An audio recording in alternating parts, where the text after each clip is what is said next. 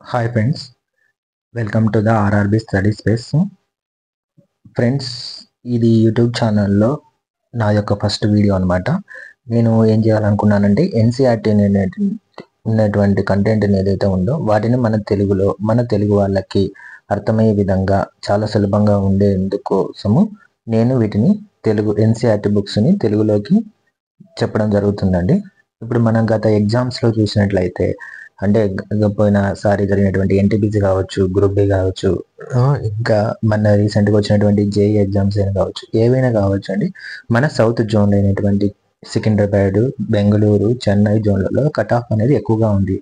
అసలు ఎందుకు cut off ఎక్కువగా ఉంది అంటే మన జోన్లోకి నార్త్ ఇండియన్స్ అనే వాళ్ళు ఎక్కువగా అప్లై చేస్తూ ఉంటారనమాట. వాళ్ళు ఎక్కువ అప్లై చేయడం వల్ల ఏమవుతున్నాయంటే కట్ ఆఫ్లన్నీ హెవీ అవుతున్నాయి, ఎక్కువగా పెరిగిపోతున్నాయి. కట్ ఆఫ్లు ఎందుకు ఎక్కువగా పెరుగుతున్నాయి అంటే వాళ్ళు చదువుతున్నారు, మనం చదువుతున్నాం. సో మనం చదువుతున్నా కానీ మన వాళ్ళలో చాలామంది కట్ ఆఫ్లు కూడా రీచ్ అవ్వట్లేదు. ఆల్రెడీ మీలో చాలామంది కూడా కొన్ని ఎగ్జామ్స్ రాసి ఉంటారు. లాస్ట్ ఇయర్ కావచ్చు, ఎన్టీపీసీ కావచ్చు, గ్రూప్ డి కావచ్చు, వీటిలో రాసి ఉంటారు. చాలామంది ఎగ్జామ్ చదివారు, బట్ ఏంటంటే కట్ ఆఫ్కి రీచ్ కాలేకపోయి ఉన్నారనమాట. అంటే వచ్చిన అవకాశాన్ని కోల్పోవాల్సి వచ్చిందనమాట. ఎందుకు నార్త్ ఇండియన్స్ ఎక్కువ జాబ్స్ మన సౌత్లో తెచ్చుకుంటున్నారంటే వాళ్ళు ఏంటంటే ఎన్సీఆర్టీ బుక్స్ని చాలా క్షుణ్ణంగా చదువుతుంటారనమాట. వాళ్ళు ఏంటంటే 10th అయిపోగానే ఇంటర్ కానీ డిగ్రీలు కానీ డిస్టెన్స్లో కట్టేసి కోచింగ్ సెంటర్లో పడి చదువుతూ ఉంటారనమాట. వాళ్ళకి ఈ రైల్వే జాబ్ అనేది ఒక డ్రీమ్ జాబ్ అనమాట. చాలా వరకు వాళ్ళు ఏం చేస్తారంటే ఎన్సీఆర్టీ బుక్స్ని ఒక బైబిల్ లాగా చదివేసి ఉంటారనమాట. అందువల్ల వాళ్ళకు ఎక్కువ స్కోర్ రావడం అనేది జరుగుతుంది. కానీ మన వాళ్ళు ఏం చేస్తున్నారంటే సరైన కంటెంట్ లేక, చెప్పేవాళ్ళు లేక చదువుతున్నారు, కష్టపడుతున్నారు, కానీ అసలు ఏం చదువుతున్నాం అనేది తెలియకోకుండా ఏదో కష్టపడుతున్నారు. లోకల్గా దొరికేటువంటి మెటీరియల్స్ కావచ్చు, అట్లాగా వాటిని తీసుకొని చదివి ఎగ్జామ్లో రీచ్ అవ్వలేకపోతున్నారు అనమాట. సో మన వాళ్ళ కోసము, మన తెలుగు వాళ్ళ కోసము నేను ఎన్సీఆర్టీని తెలుగులో ఎక్స్ప్లెయిన్ చేయాలనుకుంటున్నాను. అందుకోసమే యూట్యూబ్ ఛానల్ అనేది పెట్టడం జరిగిందనమాట. అయితే నేనేం చేస్తున్నానంటే 6th నుంచి 10th వరకు ప్రతి ఒక్క చాప్టర్ని ఎన్సీఆర్టీని తెలుగులో ట్రాన్స్లేట్ చేసి మీకు ఎక్స్ప్లెయిన్ చేయబోతున్నాను. అయితే ఏంటంటే ఇప్పుడు ఫర్ ఎగ్జాంపుల్ నేను ఒక చాప్టర్ చెప్తున్నాను. ఆ చాప్టర్లో ఒక టాపిక్ అనేది 6th క్లాస్లో వచ్చి ఉంటుంది, లేదా 8th క్లాస్లో వచ్చి ఉంటుంది.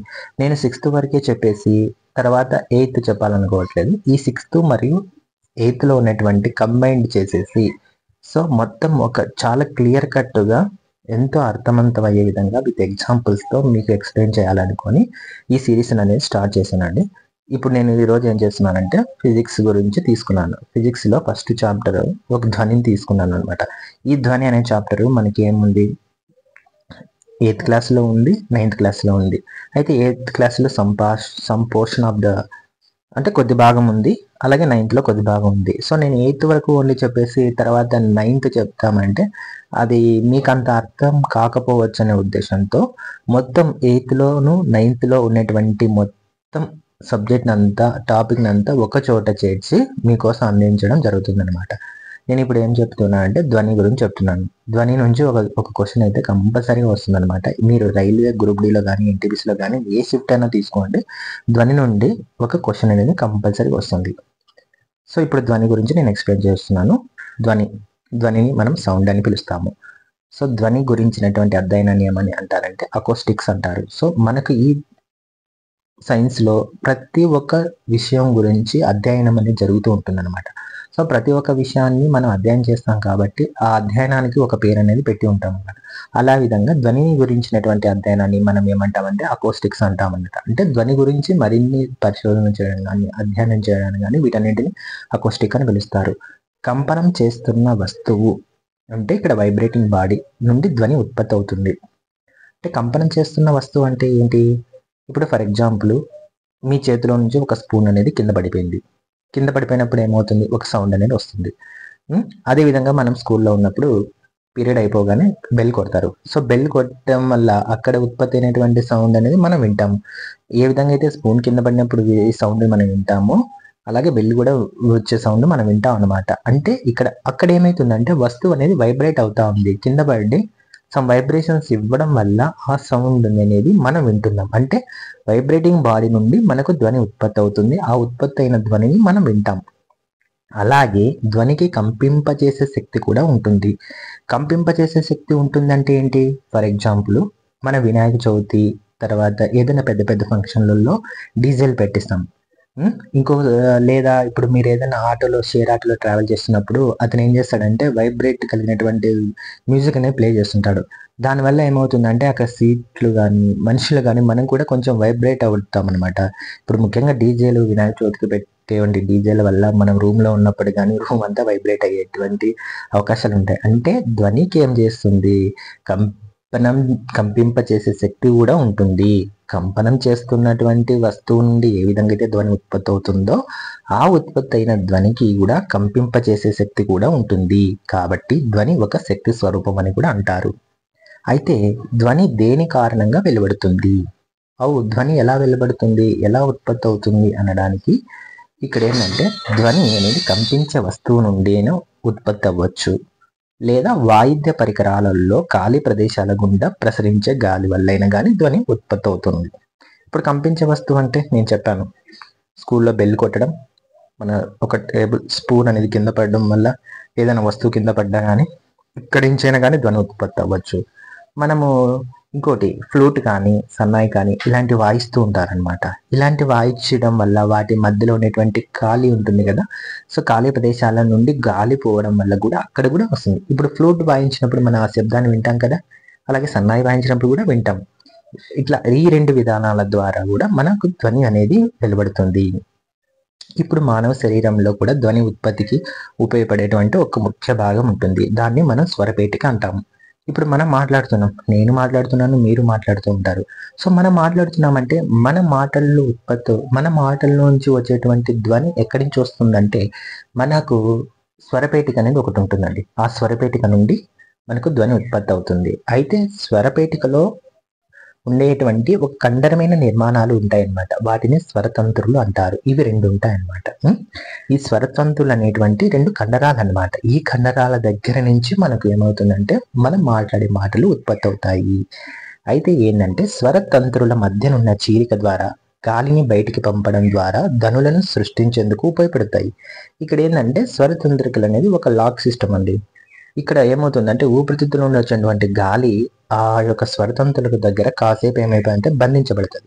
బంధించబడడం వల్ల ఏమవుతుందంటే ఆ ఊపిరితిత్తుల నుండి వచ్చినటువంటి గాలి అక్కడ కాసేపు వైబ్రేట్ అవుతుంది, అంటే కంపనాలకు గురవుతుంది. ఎప్పుడైతే కంపనాలకు గురవగానే ఏమైతాయి, స్వరతంతులు అనేది ఓపెన్ అవుతాయి. ఓపెన్ వల్ల అక్కడ వైబ్రేట్ అయినటువంటి గాలి మనకు మాటల రూపంలో మనకు బయటకు వస్తుంది.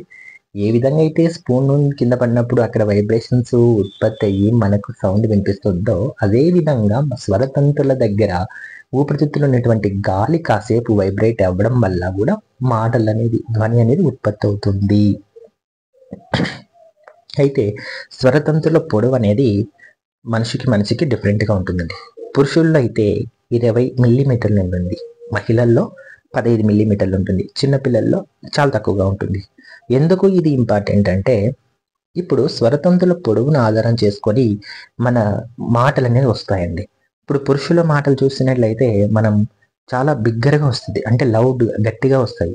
స్త్రీలు చాలా చిన్నగా సౌమ్యంగా మాట్లాడతారు. చిన్నపిల్లలు కూడా అంతే, చాలా చిన్నగా మాట్లాడతారు. ఎందుకు చిన్నగా వస్తున్నాయంటే మాటలు వాళ్ళకు గట్టిగా రావట్లేదంటే వాళ్ళ వాయిస్. సో ఇక్కడ స్వరతంతుల పొడవు అనేది కూడా ఆధారపడి ఉంటుంది. నెక్స్ట్ పైథాగరస్ అనేటువంటి ఒక గ్రీక్ తత్వవేత్త, ఈయన ఏం చేశాడంటే ధ్వని గాలిలో అణువులు ముందుకు వెనక్కి కదలడం ద్వారా ప్రయాణించి చెవినికి చేరి గ్రహణ సంవేదనను, దీన్ని ఇంగ్లీష్లో సెన్సేషన్ ఆఫ్ హియరింగ్ అంటారు, ఇది కలిగిస్తుందని వివరించాడు. అయితే ఈయన ఏం చేశాడంటే ధ్వని ఉంటుంది కదా, ఈ ధ్వని అనేది గాలిలో ఉన్నటువంటి అణువుల ద్వారా ముందుకు వెనక్కి మూవ్ అవ్వడం వల్ల అది మన చెవికి చేరుతుంది. మనకి చెవికి చేరి అది సెన్సేషన్ ఆఫ్ హియరింగ్, అంటే మనకు ఇక్కడ ఒక ధ్వని ఉత్పత్తి అయింది అన్నటువంటి ఫీలింగ్ని కలిగిస్తుందని చెప్పేసి ఈయన అన్నాడు అనమాట. మొట్టమొదటిసారిగా గాలిలో ధ్వని ప్రసారాన్ని పూర్తిగా వివరించింది ఎవరంటే న్యూటన్. సో మనకు న్యూటన్ గురించి చాలాసార్లు వినే ఉంటాం. ఆయన నాట్ ఓన్లీ గమన నియమాలు, ఇది న్యూటన్ లా ఇట్లా అని కాకోకుండా ఆయన చాలా విషయాల్లో పరిశోధన చేశాడు. ఆయన ధ్వని కూడా ప్రసారణ గాలిలో ఎలా జరుగుతుందని మొత్తం ఆయన క్లియర్ కట్గా వినిపించడం అన్నమాట. ఈ బిట్ ఇంపార్టెంట్ అండి. నెక్స్ట్ శృతి దండము. శృతి దండం అనేది ఒక శబ్ద అన్నాదకము, అంటే ఒక శబ్దాన్ని ఉత్పత్తి చేసేటువంటి ఒక పరికరం. మీకు చూపిస్తే చూడండి, ఇది శృతి దండం అంటారంటే. ఈ శృతి దండము, ఇది శృతి దండం. ఈ శృతి దండం అనేది ఒక శబ్ద అనునాదకం అంటారు. ఇక్కడ మనము అట్లా ప్రెస్ కొట్టడం వల్ల ఇక్కడ ఏమైతే అంటే సౌండ్ అనేది ఉత్పత్తి అయిపోయి ఇట్లాగా వైబ్రేట్ అవుతుంటుంది అనమాట. సో ఇది అనమాట. నెక్స్ట్ దీని గురించి చెప్పుకుంటే, ఈ శృతిదండం యొక్క పిచ్చు దాని భుజాల పొడవుపై ఆధారపడి ఉంటుంది. సో ఇప్పుడు నేను ఈ భుజాలు ఎంతైతే పొడవు ఉంటాయంటే అంత వైబ్రేట్ అయ్యే అవకాశం ఉంటుంది అనమాట. సో దాని గురించి ఒక పాయింట్ అనమాట. నెక్స్ట్ ఏంటి, శృతిదండాన్ని ఇంగ్లాండ్కి చెందినటువంటి సంగీత విద్వాంసుడు జాన్ సోర్ అనే అతని కనుగొన్నాడు. సో ఇది శృతిదండ గురించి కొంచెం ఇంపార్టెంట్ పాయింట్స్ అనమాట. నెక్స్ట్ ధ్వని ఏ విధంగా ప్రయాణిస్తుంది, ఉత్పత్తి అయిన ధ్వని ఏ రకంగా ప్రయాణిస్తుంది అనేది కూడా చాలా ఇంపార్టెంటే. ధ్వని ప్రసారంలో ఏం జరుగుతుంది, ధ్వని ఉత్పత్తి స్థానం నుండి మన చెవుల వరకు శక్తి బదిలీ జరుగుటకు రెండు సంభావ్యతలు ఉన్నాయి, అంటే రెండు రకాలు ఉంటాయి అన్నమాట. ఇప్పుడు ఫర్ ఎగ్జాంపుల్ స్కూల్లో బెల్ కొట్టారు, మీరు ఎక్కడో క్లాస్ రూమ్లో ఉంటారు. సో అక్కడ ఉత్పత్తి అయిన ధ్వని మీ చెవుకు చేరాలంటే సో గాలిలో వస్తుంది. అయితే ఇట్లా వచ్చే విధానం అనేది రెండు రకాలుగా ఉంటుందని చెప్తున్నాడు అనమాట. అవేంటివో చెప్తాను.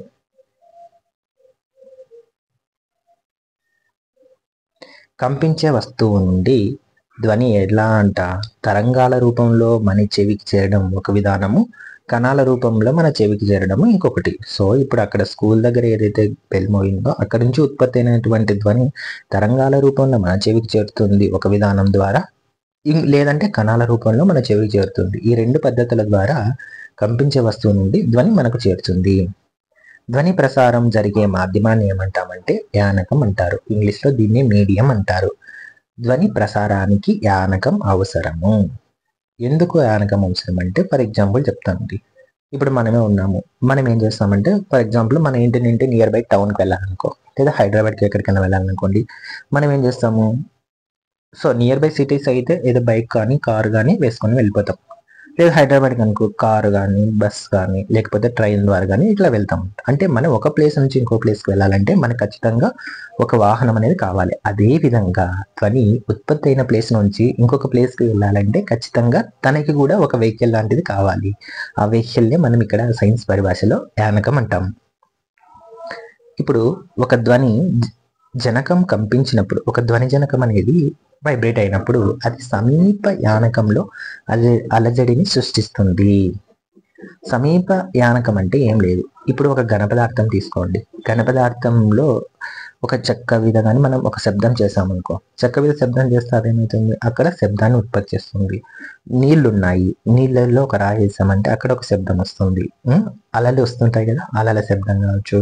ఇంకా మనం గాలిలో అనేది ధ్వని చాలా చోట్ల వింటుంటాం అనమాట. సో ఇవనేటి మూడు యానకాలు అనమాట. అయితే ఇక్కడ సంపీడనము విరళీకరణం అనే రెండు ఉన్నాయన్నమాట. సంపీడనం అంటే ఏంటంటే గాలి సంపీడనము మరియు విరళీకణాల ద్వారా ధ్వని అనేది ప్రయాణిస్తూ ఉంటుంది. అయితే గాలి సంపీడనం అంటే ఏం లేదు, గాలి సాంద్రత పెరుగుదల గల ప్రదేశము మరియు అధిక పీడన ప్రదేశాలు ఉన్నటువంటి ప్రాంతాన్ని సంపీడనంగాను, గాలి సాంద్రత తక్కువగా ఉన్నటువంటి అల్పపీడన ప్రదేశాలని మనం విరళీకరణం అంటారు. ఇప్పుడు సంపీడన విరళీకణాలు అంటే చూపిస్తుంది. ఇప్పుడే కంపన పొర అని ఇక్కడ ఒకటి ఉంది కదండి. ఈ కంపన పొర ఏంటంటే మనకు నథింగ్ బట్ వైబ్రేటింగ్ అయ్యేటువంటి ప్లేస్ అనమాట. ఇక్కడ నుంచి ఉత్పత్తి అవుతున్నటువంటి ధ్వని ఏమవుతుందంటే కొన్ని చోట్ల ఒకదానికొకటి దగ్గరగా రావడం అవుతుంది అనమాట. ఇంకో చోట దగ్గరగా వస్తుందంటే ఏంటి, ఇక్కడ దగ్గరగా వస్తుంది చూడండి, ఇక్కడ దగ్గరగా వస్తుంది, ఇక్కడ దగ్గరగా ఉంది, ఇట్లా దగ్గరగా వస్తుందంటే ఏం లేదు. సో అక్కడ ఏమవుతుందంటే వాటి యొక్క సాంద్రత పెరుగుతున్నది. ఈ పొరలు ఉన్నాయి కదండి, ఒక్కొక్క దాని నుంచి పొరలు, ఈ పొరలు వీటి ఏమవుతున్నాయంటే ఒకదానికొకటి దగ్గరగా వస్తున్నాయి అన్నమాట, దగ్గరగా వచ్చేస్తున్నాయి. తర్వాత ఇక్కడ సాంద్రత పెరుగుతుంది. ఇక్కడ మరి కొన్ని ఇట్లా ఒకదానికొకటి దగ్గరగా ఉన్నటువంటి అధిక సాంద్రత కలిగినటువంటి ప్రదేశాలను ఏమంటామంటే సంపీడనాలని అంటారు. ఇంకోటి తక్కువగా సాంద్రత కలిగినటువంటి ప్రదేశాలని బెర్లీ కణాలు అంటారు. ఇట్లా ఏమవుతుందంటే ముందుకు వెనక్కి ఇట్లా మూవ్ అవుతూ ఉంటాయి అన్నమాట. సో ఇలా మూవ్ అవ్వడం వల్ల మనకి ఏమవుతుందంటే ధ్వని అనేది ఒక ప్లేస్ నుంచి ఇంకో ప్లేస్లోకి ట్రావెల్ చేస్తుంది. ధ్వని ఘన, ద్రవ, వాయు పదార్థాలలో ప్రయాణిస్తుంది. ధ్వని ఏమంటున్నాడంటే ఘన పదార్థము మరియు ద్రవ పదార్థాల రూపం వాయు పదార్థాల యానకాల ద్వారా ప్రయాణించగలదు.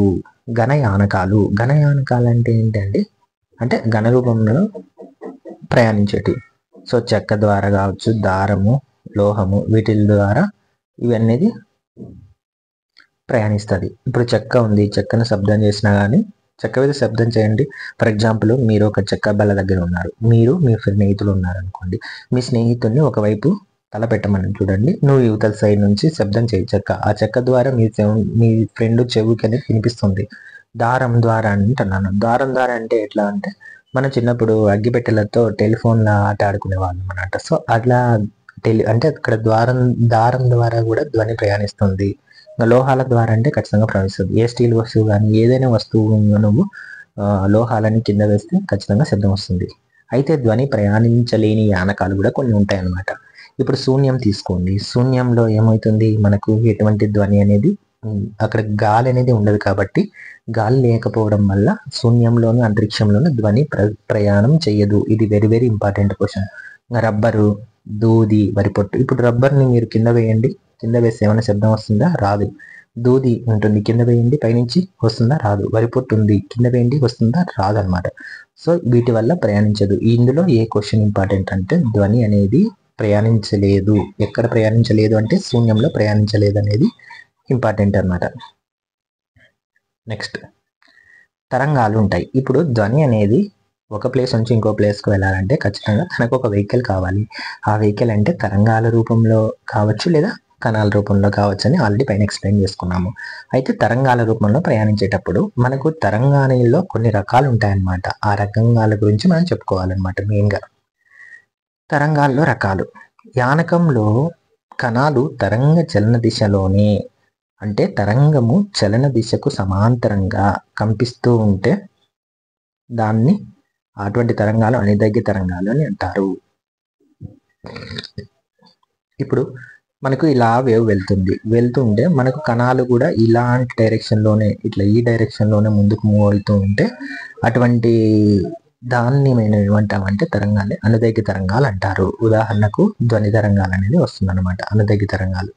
సో ఇది బెస్ట్ ఎగ్జాంపుల్ ఏంటంటే ఫర్ ఎగ్జాంపుల్ మనము ఇది రబ్బర్ ఒకటి ఉంటుందండి, కలర్ఫుల్ రబ్బర్. ఎప్పుడన్నా మనము తిరణాల జాతరలు చూస్తుంటాం అనమాట. ఎట్లాంటి రబ్బర్ అంటే మీకు చూపిస్తా చూడండి.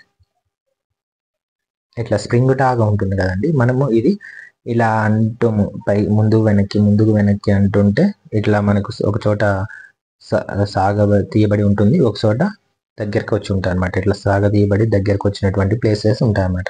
సో ఇట్లా ఏమవుతుందంటే మనకు కూడా ధ్వని ఏమవుతుందంటే వాయు కణాలలో ఇలాగా ఒక చోట ఎక్కువగా ఒత్తిడి కలిగి ఉండి ఇంకో చోట ఇట్లాగా పల్చగా ఉంటుంది అనమాట. అంటే తక్కువ సాంద్రత ఉంటుంది, ఇక్కడ ఎక్కువ సాంద్రత. సో ఇలాగా మూవ్ అవుతూ ఉంటుంది అనమాట. సో దీన్ని మనం ఏమంటామంటే మనకు ఇది అనుదైర్ఘ్య తరంగాల రూపంలో ఉంటుంది. ఇంకోటి వచ్చేసి తిర్యక్ తరంగాల రూపంలో. సేమ్ ఇదే రబ్బర్ స్ప్రింగ్ని మనము ఒక భాగాన్ని ఒక చెక్కకు కానీ ఒక అట్టముక్కకు కానీ అతికించి పడేసి మన కిందికి వేలాడదీద్దాం. ఒక టేబుల్ నుంచి అనుకోండి, పైనుంచి కిందికి వేలాడదీస్తే దీన్ని మనము ఈ లెఫ్ట్కు రైట్కు ఇట్లా మూవ్ చేసి ఇట్లా షేక్ చేసాం అనుకో, షేక్ చేసేది ఏమవుతుంది, ఇలాగా ఇట్లా మూవ్ అవుతుంది కదండి.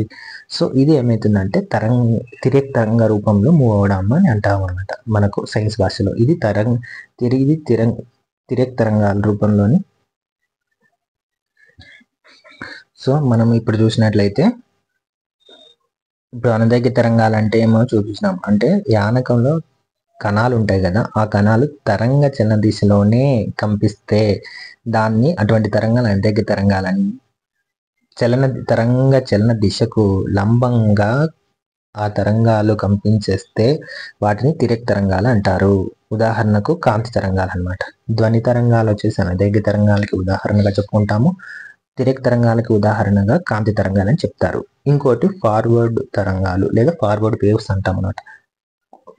వెనకకి తిరిగి రాకుండా ప్రయాణించే తరంగాలను ఏమంటామంటే మనం ఫార్వర్డ్ వేవ్స్ అంటాము. ఇప్పుడు మనం ఒక శబ్దం చేసాము. శబ్దం చేస్తే అక్కడి నుంచి ఉత్పత్తి అయిన శబ్దం అనేది ముందుకే వెళ్ళిపోతుంటుంది కానీ తిరిగి మన వెనక్కి వినిపించదనమాట.